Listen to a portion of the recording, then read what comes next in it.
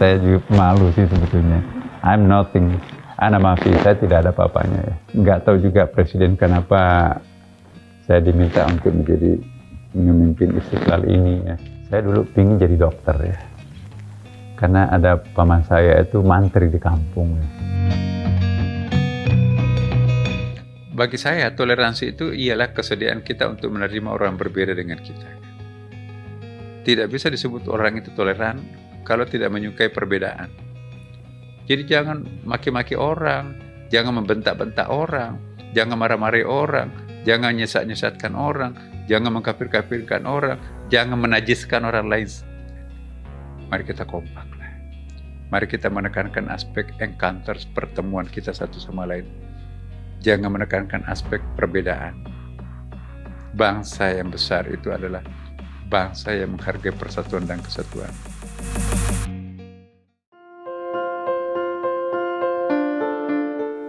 Bismillahirrahmanirrahim. Assalamualaikum warahmatullahi wabarakatuh. Saya Al-Faqir Nasaruddin Umar, sehari-hari sebagai Imam Besar Masjid Istiqlal Jakarta, juga merangkap sebagai Ketua Harian Badan Pengelola Masjid Istiqlal. Siapa saya? Saya juga malu sih sebetulnya. I'm nothing. Ana mafi, saya tidak ada apa-apanya ya. Nggak tahu juga Presiden kenapa saya diminta untuk menjadi memimpin Istiqlal ini ya. Padahal saya merasa saya bukan orang yang terbaik untuk menjadi pimpinan Istiqlal. Banyak ulama guru saya, senior saya di sini ya. Tapi karena amanah, apalagi amanah ini kan mengurus rumah Allah ya. Tentu nggak etis dong kita menolak. Masa diminta untuk mengurus rumah Tuhan? Nggak mau. Tapi saya sadar betul saya bukan orang yang terbaik. Saya bukan orang yang paling the best untuk memimpin Istiqlal. Jadi kami usahakan serapi mungkin kita akan menjadi pelayan rumah Allah. Ya, kita akan menjadi pelayan yang terbaik. Nah, sebelumnya itu saya dulu memang kalau mau diurut ya, saya dulu setelah menjadi salah seorang ya pimpinan di UIN Syarif Hidayatullah Jakarta ya. Saya lanjut ke Amerika ya. Jadi saya visiting scholars di Johnson ya, University di Washington DC. Di situ saya ketemu Pak SBY. Oh, Pak Nasar ada di sini. Saya disuruh pulang. Negara kita juga membutuhkan Anda. Akhirnya ya pulanglah. Diminta jadi dirjen, kemudian jadi wakil menteri agama. Lepas wakil menteri agama ya, Pak Jokowi mempercayakan saya untuk menjadi imam besar di Istiqlal ya. Waktu itu benar-benar saya nggak tahu kalau akan diminta sebagai pimpinan Masjid Istiqlal. Saya ada Pak Menteri Agama waktu itu, Pak Lukman. Pak Nasar nanti itu akan dilantik ya. Dilantik sebagai apa, Mas? Untuk imam besar Masjid Istiqlal. Waduh, tunggu dulu, ini saya tengok badan saya layak nggak saya jadi imam besar ini. Bagi saya itu belum kapasitasnya. Kalau di Amerika memang pernah, saya waktu masih tinggal di Amerika itu saya tinggal di Imam Center ya, senternya orang-orang Indonesia. Saya dulu ingin jadi dokter ya, karena ada paman saya itu mantri di kampung ya. Saya ngangkat tasnya, kalau nyuntik orang ada yang sakit dikasih uang, ya pakai baju putih dia. Aku juga pakai baju putih. Aku ingin jadi mantri ya, cita-cita saya jadi mantri, tukang suntik orang kan banyak uangnya kan. Nah, tapi bapak saya tuh ngirim ke pondok pesantren, nangis, ngapain saya di pondok pesantren, aku menjadi dokter. Nah, udahlah. Kelas 3 di kampung, pindah ke pondok pesantren. Ya, saya nggak pernah bayangkan akan jadi imam. Cuma memang waktu di kampung ya, saya penjaga masjid. Bukan azan masjid gitu. Kan kita salatnya di masjid karena madrasah ya. Pindah ke pondok pesantren, tinggalnya juga di masjid. Karena di rumah kontrakan kita itu nggak ada listrik, masih lampu tembok ya. Kalau di masjid kan pakai listrik. sampai pindah lagi ke Makassar, tinggalnya lagi di masjid ya. Bebas sewa rumah gitu ya. Tapi bukan azan, ngaji. Nah, pindah ke Jakarta, tinggal lagi di masjid, di samping masjid di UIN Syarif Hidayatullah Jakarta jadi pengurus masjid. Pindah ke Amerika, saya di Amerika juga tinggalnya di Imam Center di masjid itu sendiri, kan ada kamarnya di situ. Nah, kemudian pindah ke Belanda, di Belanda juga rukonya itu sekarang jadi masjid. Alhamdulillah. Jadi itulah dari masjid ke masjid sampai pulang, di dekat saya ada masjid, tapi di sini ya diminta untuk nangani masjid. Jadi nasibnya memang selalu di masjid.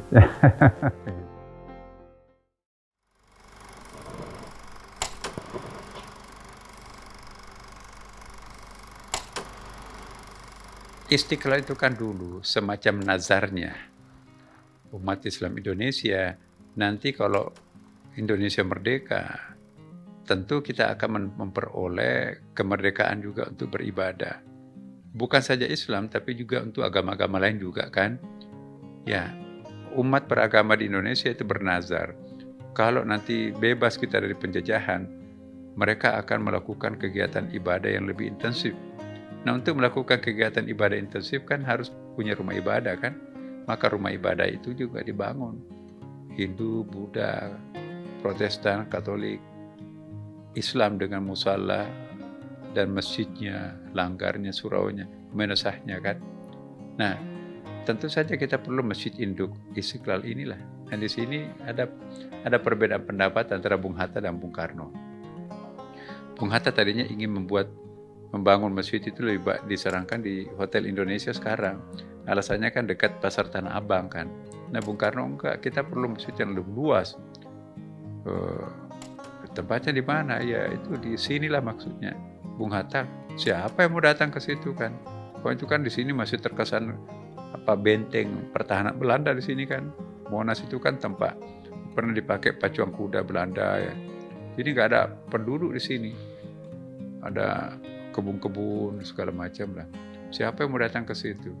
Tidak, kita akan membangun masjid untuk 3 milenium. Jadi bukan 3 abad. Maka itu masjid ini tidak ada kayu.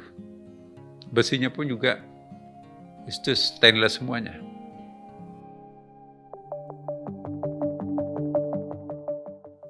Nah, alhamdulillah semenjak saya di Istiqlal ini dipercaya oleh Presiden, program pertama kita itu adalah minta Istiqlal ini direnovasi. 42 tahun lamanya Istiqlal tidak pernah tersentuh oleh renovasi yang besar ya. Saya tanya kepada beliau, Pak, ini gilirannya Istiqlal kapan? Nah, akhirnya saya ajak beliau lihat ya, keliling. Oh iya ya, memang sudah seharusnya mendapatkan sentuhan ya. Jadi itulah hebatnya Pak Jokowi ya. Dalam tempo tidak terlalu lama ya. Tiba-tiba saya ditelepon. Ya mungkin belum sampai 10 menit dari tinggalkan Istiqlal. Tiba-tiba saya ditelepon Menteri PUPR. Pak Imam, saya diminta untuk berjumpa Pak Imam besar nih. Kami juga mengusulkan supaya ada terowongan Bapak Presiden beri nama terowongan silaturahim. Ya, pada ini fungsinya sebetulnya itu toleransi, simbol toleransi menghubungkan antara gereja katedral ya dengan Masjid Istiqlal.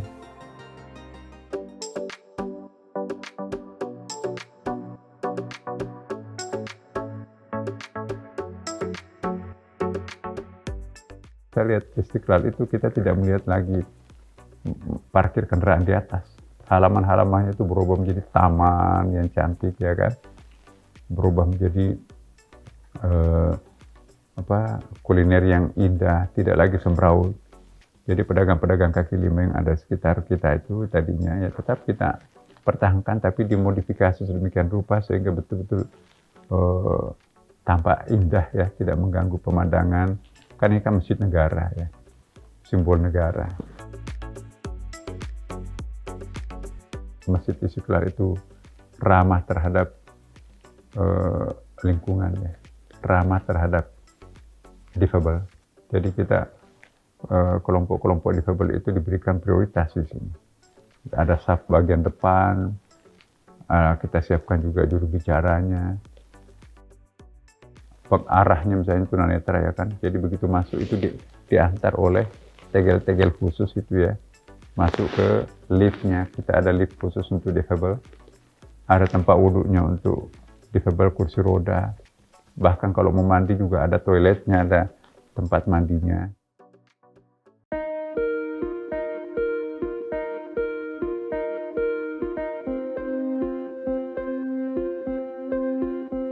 Alhamdulillah, sekarang kita sudah mendirikan pendidikan kader ulama. Ada satu poin yang sangat penting, pendidikan kader ulama perempuan tidak ada di dunia lain.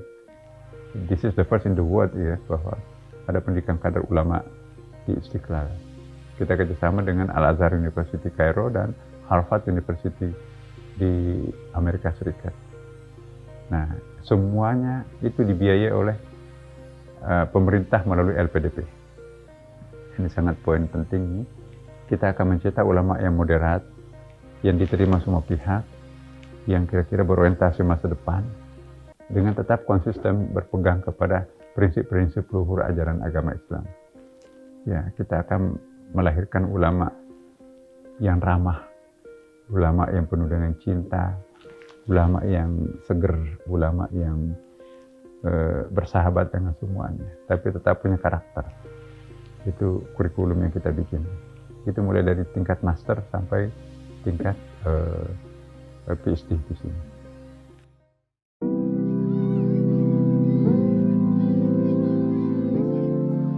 Di samping itu Istiqlal juga kami mengembangkan ramah lingkungan. Ya, jadi seluruh air wudhu yang tumpah. Bayangkan kalau 5.000 orang mengambil air wudhu sehari di Istiqlal. 1 orang 5 liter. Air tawar yang dibutuhkan berapa itu? Kali 1 bulan itu bisa 75 juta liter kan. Tapi airnya tuh kita tidak buang begitu saja. Itu didaur ulang. Ada bak khusus didaur ulang, dibersihkan itu nanti untuk pencuci kamar mandi, ya, toilet, penyiram tanaman. Selebihnya itu dibuang kembali ke tanah ya, melalui pori-pori tanah yang kita bikin. Sehingga dengan demikian ada recycle ya, pemanfaatan kembali uang air yang sudah ditumpahkan itu. Di samping itu juga kita kerjasama dengan BPPT ya untuk memasang solar system. Jadi di atas atap Istiqlal itu ada bantuan dari BPPT, ada dari Menteri PUPR.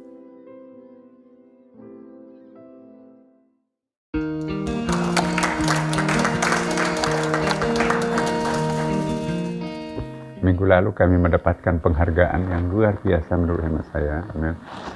Kita mendapatkan penghargaan ini. Jadi EDGE ini adalah Excellence in Design for Greater Efficiencies. Ini pertama masjid di dunia, pertama rumah ibadah di dunia ini mendapatkan Green House Worship, rumah ibadah yang hijau. Nah, ini langsung dari Washington. Ini EDGE ini adalah salah satu di antara sponsornya prakarsanya itu Bank Dunia, World Bank. Jadi penghargaan yang paling bergensi di dunia ini bukan di masjid-masjid lain, bukan di tempat-tempat yang lain, tapi ini Istiqlal. Jadi saya berterima kasih kepada seluruh jamaah Istiqlal khususnya dan masyarakat Indonesia, terutama Bapak Presiden, atas dukungannya sehingga kita meraih suatu prestasi yang luar biasa ya. EDGE ini sangat kredibel, sangat bergengsi. Di samping itu beberapa penghargaan lain kami peroleh. Ada 2 laboratorium juga memberikan penghargaan. Satu-satunya masjid yang zero virus COVID-19. Pada masa Delta memuncak, diteliti, ruang utama kita di atas itu zero virus corona. Pada masa Omicron kemarin ini, itu juga zero.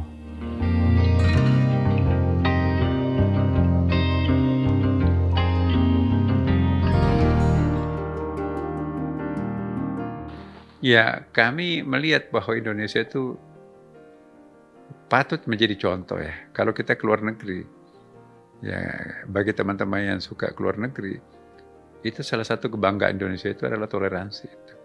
Belajarlah toleransi kepada Indonesia. Ya, di Timur Tengah, sorry, itu bertetangga saja susah. Nah kita ada terowongan kan, menyatukan satu sama lain. Ya, dan mereka itu menyaksikan Indonesia itu luar biasa. Bagi saya toleransi itu ialah kesediaan kita untuk menerima orang berbeda dengan kita. Tidak bisa disebut orang itu toleran kalau tidak menyukai perbedaan.